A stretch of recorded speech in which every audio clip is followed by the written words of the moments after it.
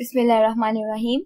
Assalamu alaikum viewers. This is Amna Arshad and welcome back to my YouTube channel. Today's topic is formic acid. We have started to study about different chemical industries and today we will discuss about formic acid industry. This is the part 1 of formic acid industry. Here firstly, we will see a brief introduction of formic acid. Then we will discuss about different raw materials used for the preparation of formic acid. Then we will discuss about a production process that is widely used in industries and its flow sheet diagram.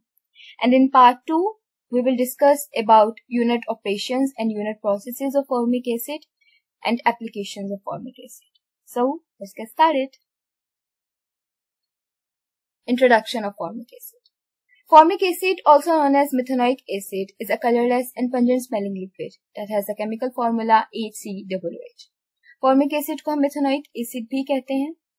ये एक colourless liquid है और इसकी pungent smell होती है। Pungent smell एक strong odour को हम कहते हैं जो कि नोज को स्टिंग करती है और अगर उस लिक्विड को टेस्ट किया जाए तो वो टंग को स्टिंग करते हैं और उसके बाद उसके एक बिटर शार्प टेस्ट होता है। It is the simplest carboxylic acid and occurs naturally in the venom of some ants and other insects. ये एक सिंपलेस्ट कार्बोक्सिलिक एसिड है। सिंपलेस्ट इसलिए कि कार्बोक्सिल ग्रुप के साथ अगर सिर्फ हाइड्रोजन एटम अटैच हो जाए तो ये फॉर्मिक एसिड का फॉर्मूला है और ये कुछ आंट्स के और दूसरे इंसेक्ट्स के वेनम में होता है। वेनम हम कहते हैं एक एनिमल टॉक्सिन को, एक बायोलॉजिकल पॉइजन है। एनिमल्स इसे अपने आप को प्रोटेक्ट करने के लिए और अपने प्रे को मारने के लिए यूज करते हैं और ये उनके बाइट्स में और उनके स्टिंग्स में प्रेजेंट होता है। And formic acid is highly soluble in water and is a strong reducing agent, which makes it a versatile chemical with a wide range of applications. Formic acid highly soluble है water में और ये एक strong reducing agent है। Reducing agent हम उसे कहते हैं जो खुद oxidize होता है, दूसरों को reduce करता है, जिसकी वजह से ये एक बहुत ही ज्यादा versatile chemical है, जिसकी बहुत ही ज्यादा applications हैं और applications हम part 2 में देखेंगे। Raw materials for the preparation of formic acid. वैसे तो फॉर्मिक एसिड की प्रिपरेशन के लिए बहुत सारे रॉ मटेरियल्स यूज होते हैं, लेकिन यहाँ पर हम कुछ मेन रॉ मटेरियल्स की बात करेंगे जो हैं from formats, from carbon dioxide, from hydrolysis of form amide, from carbon monoxide and water, from oxidation of methanol and last from formic acid anhydride. From formats, the reaction of formate salts with mineral acids, usually sulfuric acid, is the oldest commercial method. यहाँ पर formate salts का अगर हम reaction करवाएं mineral acids के साथ तो हमें फॉर्मिक एसिड मिलता है और ये ओल्डेस्ट सबसे पुराना कमर्शियल मेथड है फॉर्मिक एसिड की प्रिपरेशन के लिए। अगर हम इसके रॉ मटेरियल्स की बात करें कि इनमें कौन कौन से मटेरियल्स यूज हो रहे हैं तो वह है sodium hydroxide, carbon monoxide and then sulphuric acid. तो अगर रिएक्शन की बात करें तो हमारे पास है कार्बन मोनोऑक्साइड ने सबसे पहले रिएक्ट किया सोडियम हाइड्रोक्साइड के साथ तो हमारे पास आया HCOONA। इसे हम सोडियम फॉर्मेट भी कहते हैं और sodium salt of formic acid भी कहते हैं। फिर आगे sodium salt of formic acid या सोडियम फॉर्मेट ने रिएक्ट किया सल्फ्यूरिक एसिड के साथ तो हमारे पास आया फॉर्मिक एसिड और साथ सोडियम सल्फेट। तो ये था हमारे पास सबसे पहला मेथड प्रिपरेशन के लिए फॉर्मिक एसिड। अब नेक्स्ट देखते हैं। नेक्स्ट है हमारे पास फ्रॉम कार्बन डाइऑक्साइड। अब कार्बन डाइऑक्साइड से फॉर्मिक एसिड बनाने के हमारे पास बहुत सारे प्रोसेसेस हैं, डिफरेंट केमिकल प्रोसेस हैं, जिनमें सबसे पहला है हमारे पास कार्बन डाइऑक्साइड हाइड्रोजनेशन। हाइड्रोजनेशन हम कहते हैं एडिशन ऑफ हाइड्रोजन को। तो ये क्या होगा? It involves the reaction of carbon dioxide with hydrogen gas in the presence of catalyst like palladium और platinum to produce formic acid and water. हमने पहले हाइड्रोजनेशन के जो भी रिएक्शंस देखे हैं उनमें हमने देखा है कि कोई ना कोई कैटलिस्ट जरूर यूज होता है। उनमें निकल है, पैलेडियम है, प्लेटिनम है, तो यहाँ पर भी पैलेडियम या प्लेटिनम यूज होंगे। और अगर हम इसके रिएक्शन की बात करें तो कार्बन डाइऑक्साइड ने रिएक्ट किया हाइड्रोजन के साथ तो हमारे पास आया फॉर्मिक एसिड और साथ वाटर के मॉलिक्यूल्स। तो ये कार्बन डाइऑक्साइड से फॉर्मिक एसिड बनने का पहला केमिकल प्रोसेस है। अब हम दूसरा देखते हैं। दूसरा है इलेक्ट्रोकेमिकल रिडक्शन। इसमें हमारे पास ये होता है, this method uses electricity to convert carbon dioxide to formic acid in an electrochemical cell. This process requires a catalyst such as metal electrode or a graphene oxide catalyst and can be performed under mild conditions.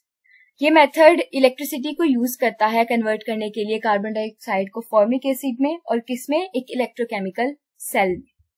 और इस process में catalyst require होता है और वो कौन कौन से कैटलिस्ट हो सकते हैं, या तो वो मेटल इलेक्ट्रोड हो सकता है या फिर वो ग्रेफीन ऑक्साइड कैटलिस्ट हो सकता है.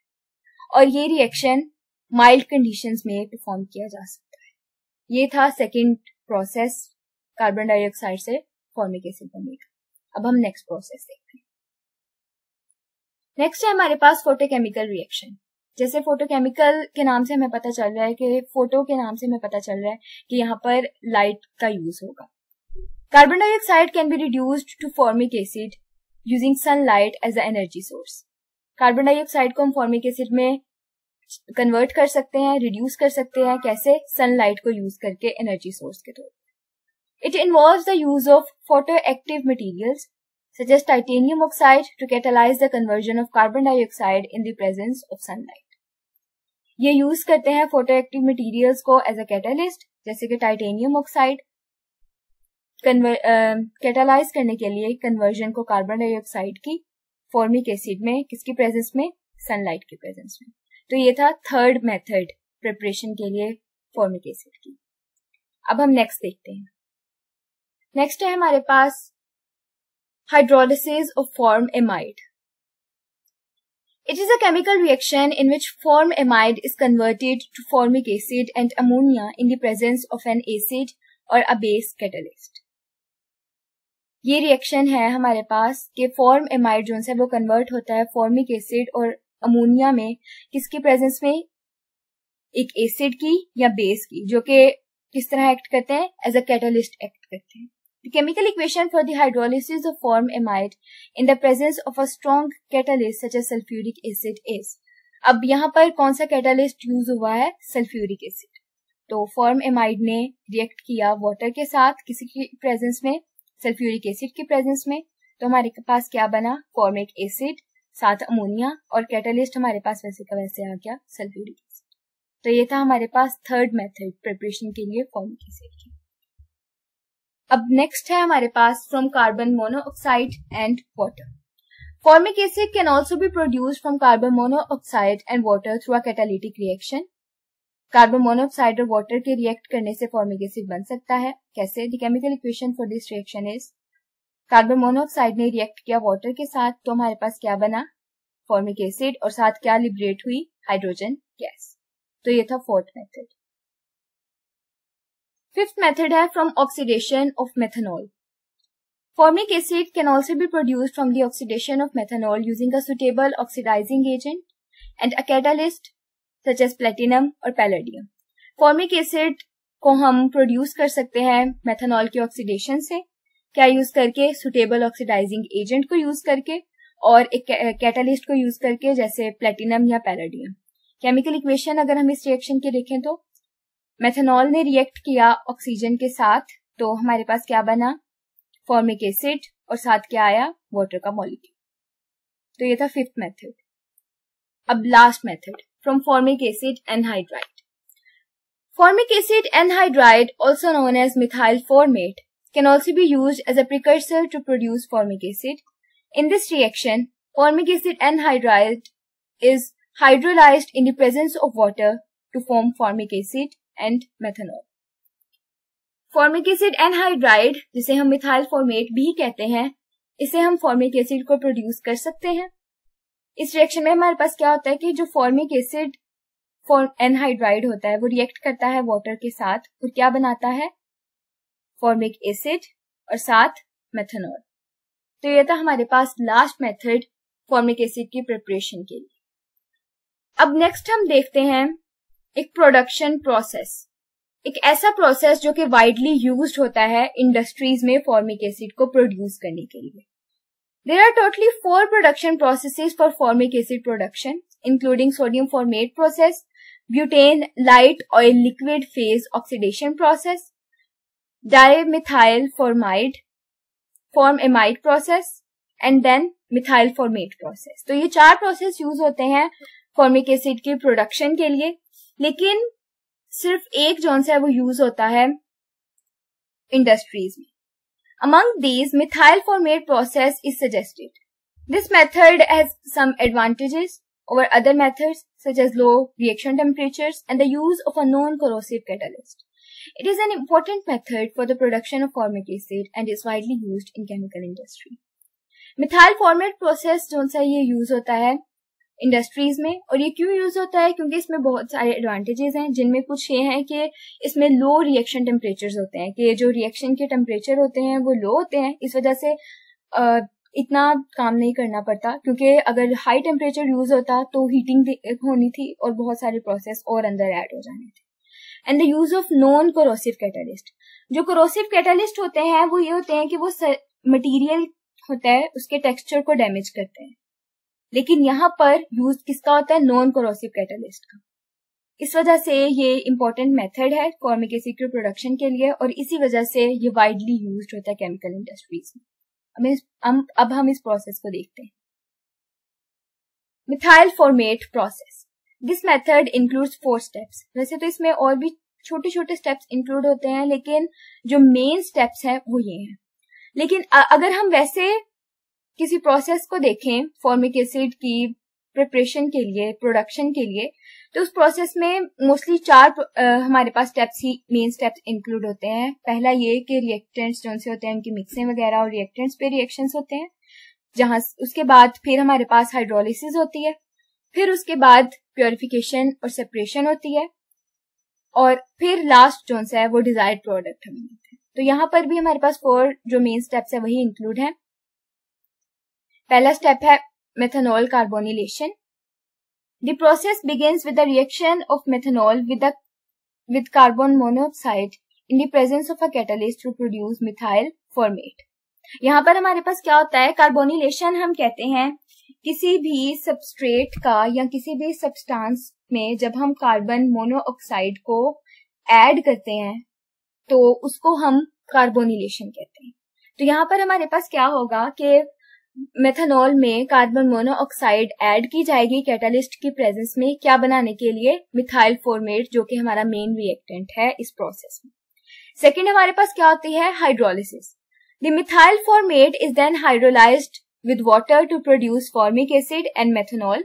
फिर मिथाइल फॉर्मेट की हाइड्रोलिसिस होती है, जिसके बाद हमारे पास क्या बनता है? फॉर्मिक एसिड और मेथनॉल बनता है. अब next step, third step, separation and purification. The formic acid is separated from methanol and other byproducts using various separation techniques such as distillation or extraction. The formic acid is then purified to the desired concentration. जो formic acid है उसे फिर separate किया जाता है methanol से, जो पीछे हाइड्रोलिसिस से बना था, और दूसरे अंदर impurities भी तो होंगी, तो उनके साथ इसे separate किया जाता है. और separate कैसे किया जाता है? Using separation techniques जैसे डिस्टिलेशन या एक्सट्रैक्शन. और फिर जो फॉर्मिक एसिड होता है उसे डिजायर्ड कंसेंट्रेशन, ये जितनी हमें कंसेंट्रेशन चाहिए उसके हिसाब से उसे प्योरीफाई किया जाता है. और fourth step, formic acid product. The final product is then purified formic acid which can be used in various applications. फिर फाइनल प्रोडक्ट हमारे पास मिल जाता है हमें, जो कि प्योरीफाइड फॉर्मिक एसिड है, जिसकी बहुत सारी एप्लीकेशंस. तो अब हम इसकी एक फ्लोशीट डायग्राम देखेंगे. यहाँ पर हमारे पास क्या हुआ कि हमारे पास मेथनॉल था, इसकी पहले डिहाइड्रेशन हुई और साथ इसकी कार्बोनिलेशन होगी. कार्बोनिलेशन के लिए यहाँ पर एक कैटालिस्ट जो है वो इसमें ऐड किया गया, और फिर उसके बाद यहाँ पर कैटालिस्ट सेपरेशन हुई, और साथ ही साथ यहाँ पर कार्बन मोनोऑक्साइड जो से थी वो ऐड हुई साथ, और उसके बाद यहाँ पर कार्बन मोनोऑक्साइड की सर्कुलेशन भी साथ ही होती रही. फिर कैटालिस्ट सेपरेट हुआ और फिर हमारे पास मिथाइल फॉर्मेट बना, जिसकी डिस्टिलेशन हुई, मतलब मिथाइल फॉर्मेट हमारे पास सेपरेट हुआ, और जो वेस्ट कैटालिस्ट था वो हमारे पास यहाँ पर निकल गया और मिथाइल फॉर्मेट हमें मिल गया. अब फिर मिथाइल फॉर्मेट, अब नेक्स्ट क्या, थर्ड स्टेप क्या होना था? यहाँ पर हमारे पास यहाँ पर क्या होना था? Second step, hydrolysis. अब यहाँ पर क्या हुआ? हाइड्रोलाइजर, फर्स्ट हाइड्रोलाइजर में मिथाइल फॉर्मेट को ऐड किया गया, फिर उसके बाद सेकेंड हाइड्रोलाइजर में, और यहाँ पर साथ जो वाटर है वो उसकी सप्लाई दी गई, और फिर उसके बाद यहाँ पर हाइड्रोलिसिस होगी. अब थर्ड स्टेप क्या होना है? Separation and purification. अब सेपरेशन के लिए इसे distillation column, first distillation column में एंटर किया गया फॉर्मिक एसिड को, यहाँ पर लिखा हुआ है first formic acid distillation column. फिर उसके बाद इसे second formic acid distillation column में भेजा गया। फिर यहाँ पर दो स्टेप्स हुए आगे। दो स्टेप्स ये हुए कि पहले तो यहाँ पर फर्दर डिस्टिलेशन होने से पहले फॉर्मिक एसिड कुछ 70% यहाँ से निकाला गया। वो 70% फॉर्मिक एसिड को निकाला, उसे मिक्सर में आगे भेजा और मिक्सर के बाद यहाँ पर हमारे पास 85% फॉर्मिक एसिड आया। और फिर उसके बाद अगर ये स्टेप नहीं हुआ तो क्या हुआ, इसे फिर आगे थर्ड डिस्टिलेशन कॉलम में डाला गया और उसके बाद फिर थर्ड डिस्टिलेशन कॉलम से और यहाँ पर डिस्टिलेशन हुई और फिर 98% फॉर्मिक एसिड मिला और फिर 98% फॉर्मिक एसिड डिजायर्ड कंसेंट्रेशन। यहाँ पर यहाँ तो हमारे पास दो कंसेंट्रेशंस आ गई, फिर हमें जो इनमें से कंसेंट्रेशन चाहिए होगी वो हमें मिल जाएगी। और फिर उसके बाद जो मेथनॉल साथ आया था उसे फिर रिमूव कर दिया गया। तो ये इसकी फ्लोशीट डायग्राम थी। अब पार्ट 2 में हम देखेंगे आगे कि कैसे इसके यूनिट प्रोसेसेस और यूनिट ऑपरेशंस हुए और फिर उसके बाद हम इसकी एप्लीकेशंस देखेंगे। So thanks for watching.